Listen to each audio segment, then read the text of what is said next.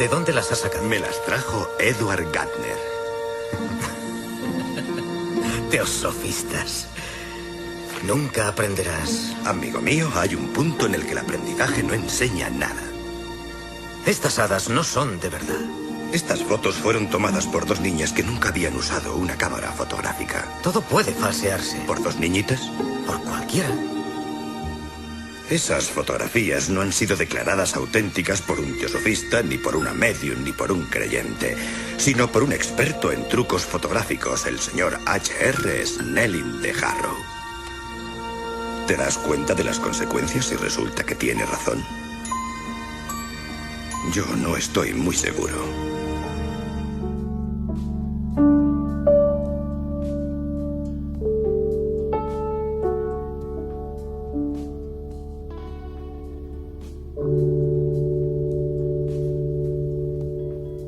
La conversación que acabamos de escuchar tuvo lugar hace aproximadamente 100 años, mes arriba o mes abajo. 2 años antes, en 1917, dos primas que vivían en Cottingley, Inglaterra, le cogieron la cámara de fotos a su padre con la curiosa intención de documentar, de hacer fotografías de sus encuentros con las hadas.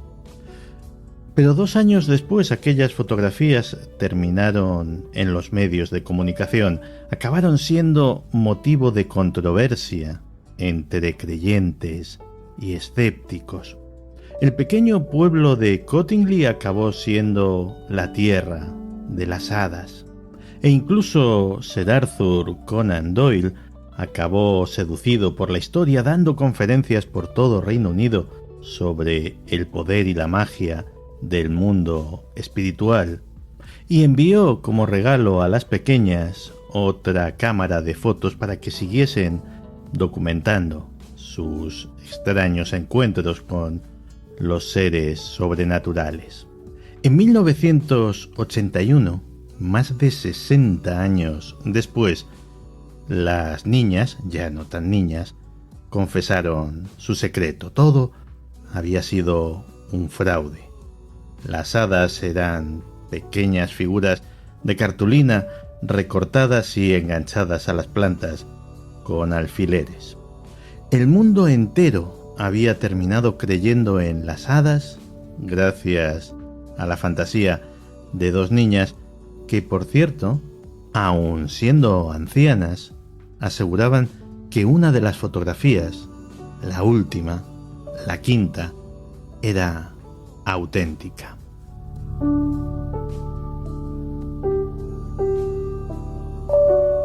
Pero, por curioso que nos pueda parecer, el mundo de las apariciones de hadas no terminó, ni muchísimo menos, en el momento en el que se desvaneció el interés por las hadas de Cottingley.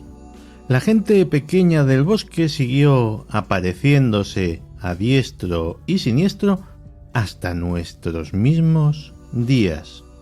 Todo comenzó con el encuentro en 1927 de dos personajes francamente excepcionales. Uno era Quentin Crawford, marino de prestigio que había llevado a cabo la primera transmisión inalámbrica de Gran Bretaña desde el HMS Andrómeda, y el otro era Bernard Slade, un pintor que decía que tenía poderes psíquicos, y ambos hombres les unía un interés: el mundo sobrenatural. Y del encuentro de aquellos dos hombres surgió la Sociedad de Investigación de las Hadas en la Vida Real, una de las agrupaciones más insólitas y extrañas de toda la historia. Y la cosa debió de tener su éxito, porque 2 años después, para 1929, ya contaban con 50 miembros. Y al principio sus experimentos y sesiones eran realmente apasionantes. Crawford, que era, como ya hemos dicho, un pionero de la radio, estaba un día pues cacharreando con algún tipo de dispositivo inalámbrico cuando escuchó una especie de armonía, como el sonido de arpas y campanas, y no tuvo la menor duda de que se trataba de la música de las hadas. Así que procedió a hacer preguntas y entró en algún tipo de diálogo con estas hadas, que era lo que creía, de la misma forma en que los espiritistas lo harían con los muertos muchos años después. Quién sabe si estamos de hecho ante los primeros experimentos de transcomunicación de la historia. Tras el paréntesis de la Segunda Guerra Mundial, la sociedad retomó sus actividades ya con un centenar largo de miembros, entre los que se contaban personalidades como el propio Walt Disney, y en sus archivos había registros de decenas de casos procedentes de todo el mundo.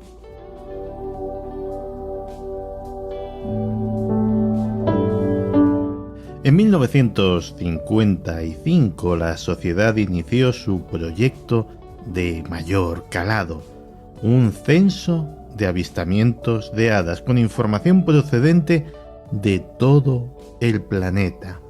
Un censo cuyos resultados no se publicarían hasta 60 años después, en 2014.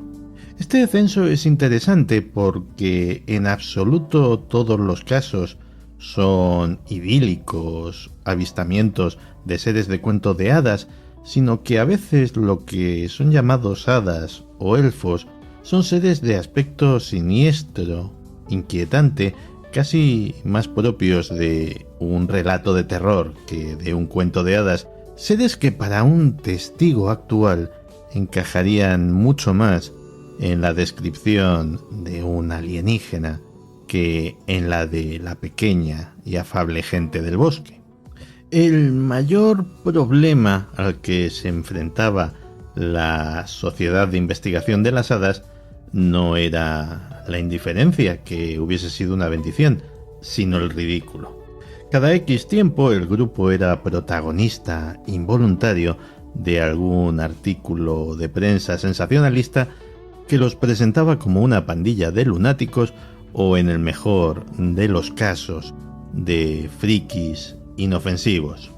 Pero por otro lado, la publicidad era necesaria para elaborar aquel censo de hadas. Así que la secretaria de la sociedad, Marjorie Johnson, decidió por enésima vez concederle una entrevista al reportero de un tabloide. Corría el año 1960.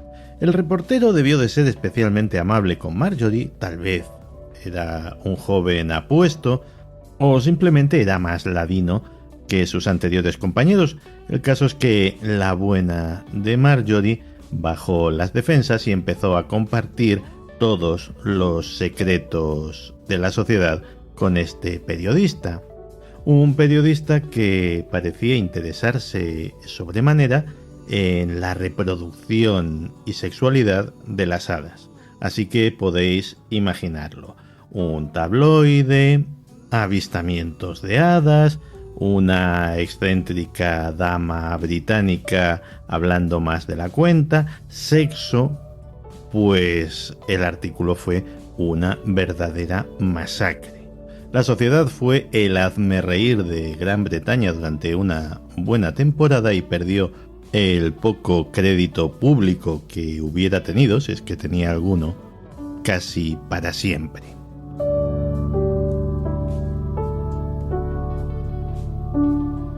Aquello marcó el fin de la sociedad. En los 30 años que fueron desde 1960 hasta algún momento de los 90 en que se cree que se disolvió, el grupo pasó a una rigurosa clandestinidad, hasta el punto de que ni los mayores expertos del tema en Gran Bretaña saben exactamente cuáles fueron sus actividades en esas 3 décadas. De hecho, no se volvió a saber de ellos hasta que en 2014 una octogenaria, Marjorie Johnson, consiguió publicar un libro que se llamaba Seeing Fairies, viendo hadas, y que no era sino una recopilación, una antología de los mejores casos que figuraban en el censo de hadas de la sociedad.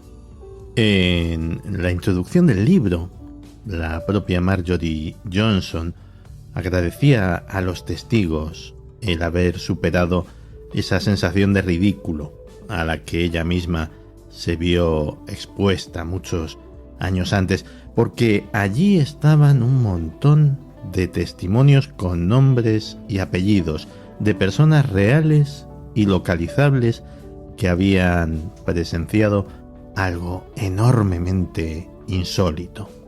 Gente como la señora Crawford de Derry, Irlanda, que había visto en un paraje llamado Lemon's Rock a un grupo de gente muy pequeña, de apenas unos 20 centímetros de altura, ataviados de diferentes colores y bailando en círculo alrededor de un árbol.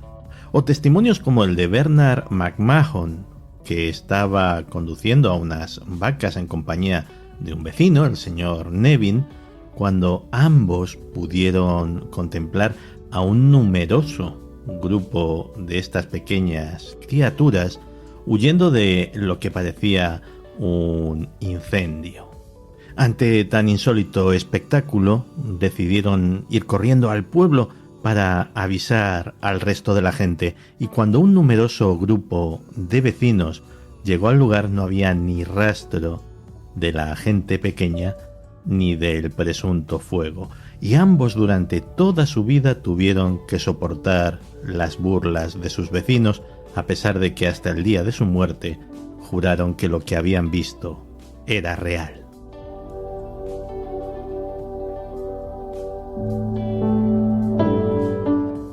Y así en el libro se siguen sucediendo testimonios de todo tipo y de gentes de toda condición, incluido por ejemplo un sacerdote, el reverendo Henshaw, que rememora cómo siendo un niño en su casa de campo de Derbyshire, jugando con su hermana, se encontraron cara a cara con una extraña criatura de unas 6 pulgadas, alrededor de 15 centímetros de altura, que tenía todo el aspecto de un hombre desnudo. El pequeño le dijo a su hermana que fuera a la casa para buscar algo con lo que poder capturarlo, mientras él se quedaba de guardia, pero mientras esperaba le perdió de vista en un momento y el hombrecillo desapareció.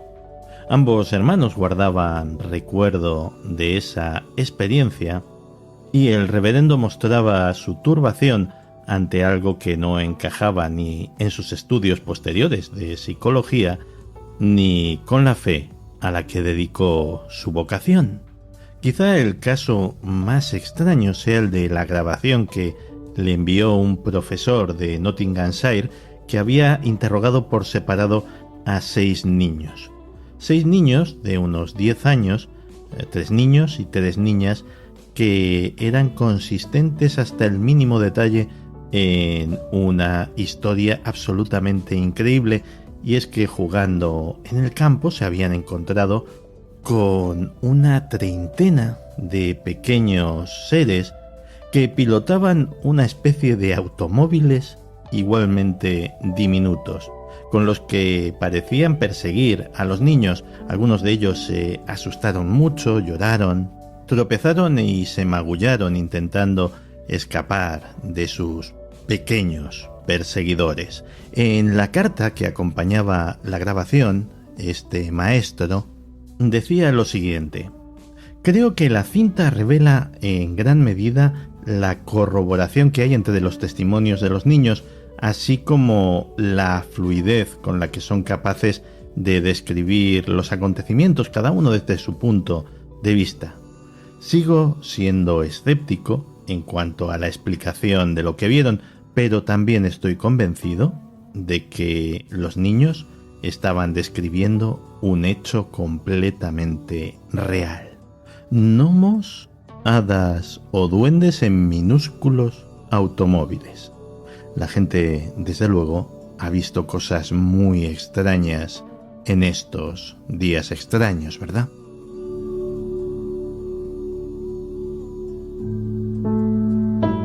El libro está repleto de testimonios de este cariz, con sus nombres, con sus apellidos, con sus testigos, pero para 2014, cuando finalmente vio la luz, pues hasta los más modernos de sus testimonios ya databan de varias décadas antes.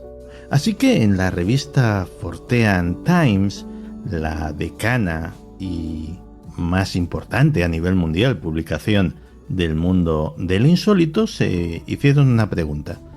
¿La gente todavía ve hadas? Y de ser así, ¿cómo digieren, cómo asimilan una experiencia imposible?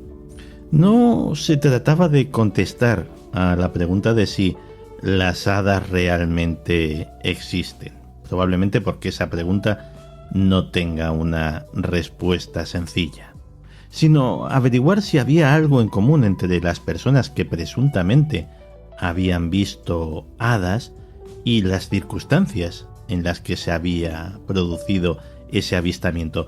Y así decidieron lanzar en 2014 el censo de avistamientos de hadas.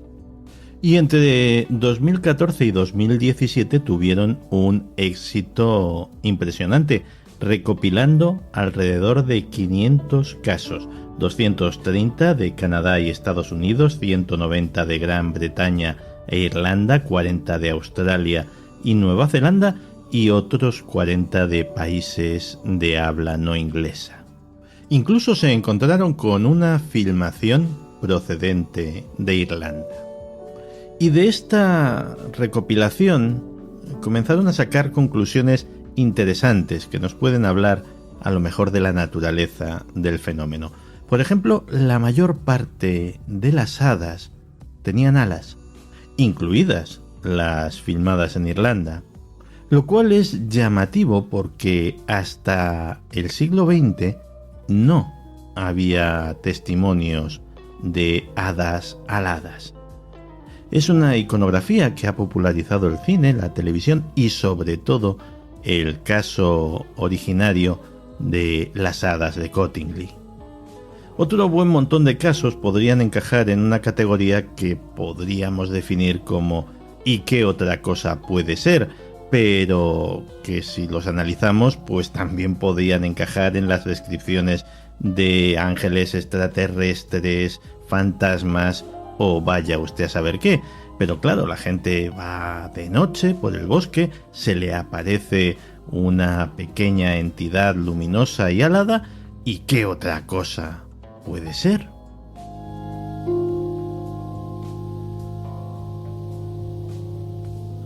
La siguiente conclusión que se saca es que a veces se ven cosas realmente raras, como el tipo que se encontró con una pequeña tropilla de diminutos hombres lobo, o lo que parecía ser una pequeña manada de animalejos antropomorfos. Es curioso porque si ese encuentro hubiese tenido lugar hace unos cuantos siglos, el testigo habría asegurado que se había encontrado con una horda de demonios. Pero en la sociedad laica occidental los demonios han desaparecido prácticamente del imaginario colectivo, así que venga, vamos a decir que son hadas. Y luego otra característica interesante de muchos de estos testimonios es un término que acuñé trabajando en Milenio 3 y que parece ser que ha tenido cierta fortuna y ha prosperado, que es la campana de irrealidad. Los testigos parecen encontrarse en una especie de burbuja onírica en la que las leyes del universo común, de la lógica, de la realidad, parecen desaparecer, parecen quedar en suspenso. Y entonces comienzan a suceder cosas que son más propias de una película de David Lynch que del mundo real. Cosas como que un niño crea estar jugando con su hermana hasta que ésta se vuelve y tiene la cara de un anciano. Divisar a un conejo con pantalones paseando tranquilamente por un bosque o un pequeño duende caminar por el fondo de una piscina. Incluso algunos de los relatos encajan con otro tipo de fenómenos, como el de los visitantes de dormitorio, como el hombre que presenció petrificado en la cama, paralizado, como un pequeño conjunto de criaturas aladas le examinaba con curiosidad. Si simplemente ver un hada ya es algo increíble, estos testimonios sobrepasan prácticamente cualquier límite. No sabemos si esas experiencias son objetivamente reales, pero desde luego son reales para la gente que las experimenta, y cada uno las experimenta de una forma diferente. Hay casos de negación, como la testigo que escribe que las hadas no existen, a pesar de que las ve cada cierto tiempo después de haber tenido un severo trauma craneoencefálico. El tipo que quedó tan traumatizado que decidió no volver a tener contacto con el medio natural y vivir rodeado de cemento y tecnología el resto de sus días. O la testigo que afirma que se ha vuelto adicta a la experiencia. Cada persona, cada caso, es un mundo.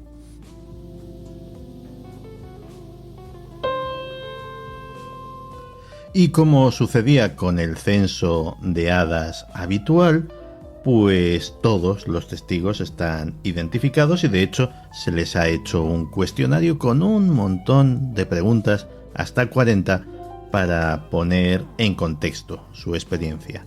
Y como sucedía también con el censo de hadas original, la gente es de todas las procedencias. Por haber, hay profesores universitarios, investigadores, doctores en todas las ramas del saber y, por supuesto, trabajadores de todos los oficios manuales e intelectuales. La única división estadística relevante es una a la que no somos ajenos, los extrañólogos. Me encanta esa palabra y algún día os contaré quién es la autora de la ocurrencia. Y es la división entre aquellos que tienen una cierta sensibilidad o una cierta propensión a que les pasen cosas extrañas, lo cual no invalida su testimonio, simplemente son personas que tienen una sensibilidad especial. Yo he conocido a varias a lo largo de mi carrera y algunas de ellas son de una credibilidad intachable, con profesiones de gran responsabilidad social, y el otro conjunto son a los que nunca les había sucedido nada. Y es curioso porque las experiencias, digámoslo así, curiosas o benignas son las que les suelen ocurrir a estos sujetos más sensibles, más familiarizados con lo insólito en sus vidas.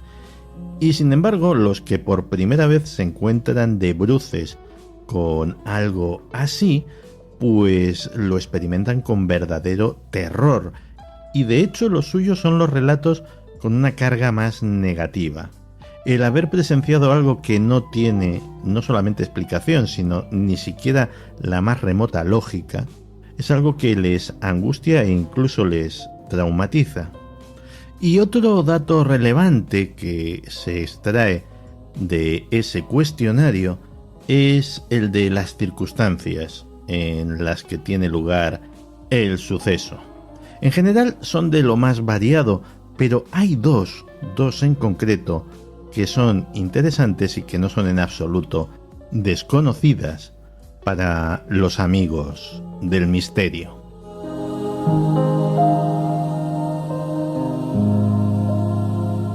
La primera de estas circunstancias, el primero de estos escenarios, es todo un clásico. Un número desproporcionadamente grande de estos encuentros tiene lugar en la carretera, conduciendo y de noche. Todos los que hayan conducido de noche por una carretera no iluminada, especialmente si atraviesa un bosque, saben que es una situación de por sí onírica, que tiene un sustrato irreal. El universo visible está delimitado por el alcance de tus faros y más allá solo hay oscuridad y sombras. sombras a veces amenazantes. Si a eso le sumamos un fenómeno que se llama hipnosis de la carretera o la fiebre de la línea blanca, que básicamente es un estado alterado de conciencia que se produce mientras conduces en esas condiciones, pues se dan precisamente todos los elementos, todos los ingredientes para empezar a ver cosas raras. Y el otro gran grupo desproporcionadamente representado en esta muestra es la infancia. Los niños ven hadas, o lo que ellos dicen que son hadas, con mucha más frecuencia que los adultos. Y hay tanto testimonios de padres que cuentan las historias de sus hijos, como testimonios de adultos que cuentan las historias que ellos mismos vivieron cuando eran niños. La capacidad de los niños para entrar en contacto con, vamos a definirlo como otros planos de realidad, es también otro clásico de nuestra temática y no vamos a ahondar mucho más en ello. Y luego hay otra circunstancia muy curiosa: un 25% de los cuestionarios dicen que ese acontecimiento, ese avistamiento, ese suceso ha marcado un antes y un después en su vida. Pero bueno, eso tampoco es nada novedoso. Eso les sucede a testigos de ovnis, a testigos de fantasmas, a testigos de prácticamente cualquier cosa que, como nos dice de vez en cuando en los indicativos de días extraños el genial Juan Ochoa, se dan cuenta de que la realidad ya no es lo que era. Y empiezan a ver el mundo y su lugar en el mundo y la propia realidad de otra forma.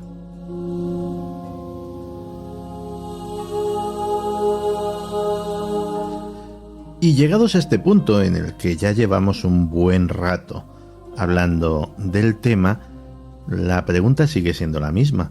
¿Las hadas existen? ¿Las hadas no existen?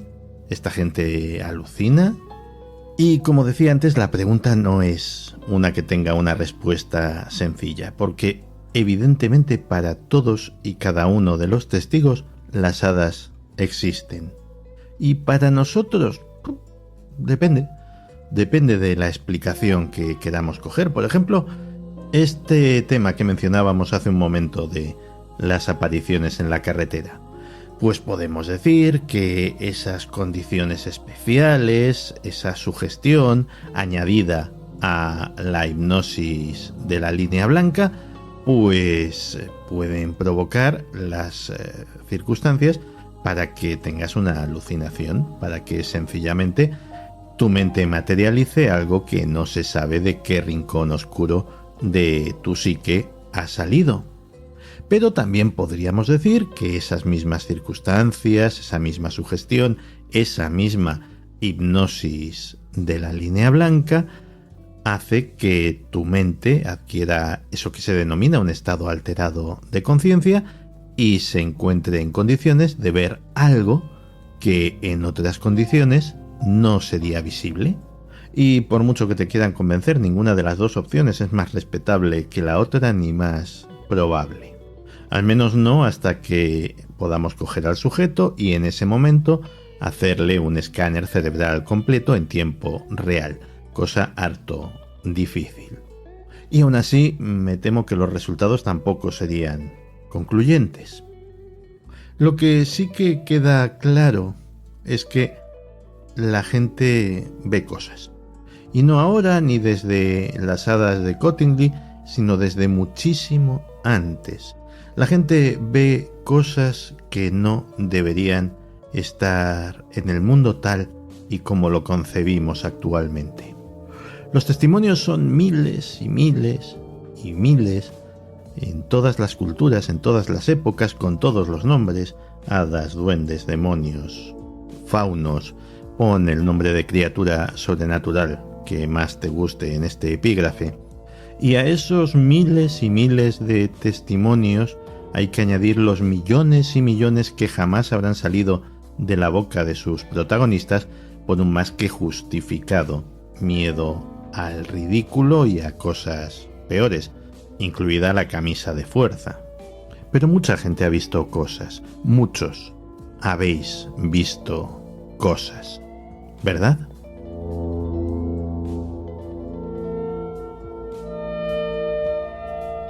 ¿Existen las hadas? Pues no tengo ni la menor idea, ni creo que haya nadie que la tenga, pero sí que existe un fenómeno. Existe el fenómeno de la gente que, sin sufrir ninguna enfermedad mental, ha visto algo que califican como hadas. Y si en vez de reírnos de ellos o etiquetarlos como locos o excéntricos o dudar de su testimonio, los estudiásemos, los recopilásemos con seriedad, con respeto, con curiosidad, como han hecho estos compañeros de la revista Fortean Times, pues quién sabe, a lo mejor sacábamos algo en consecuencia, a lo mejor aprendíamos algo sobre la propia naturaleza humana, o quién sabe, sobre la naturaleza de la realidad misma que nos rodea.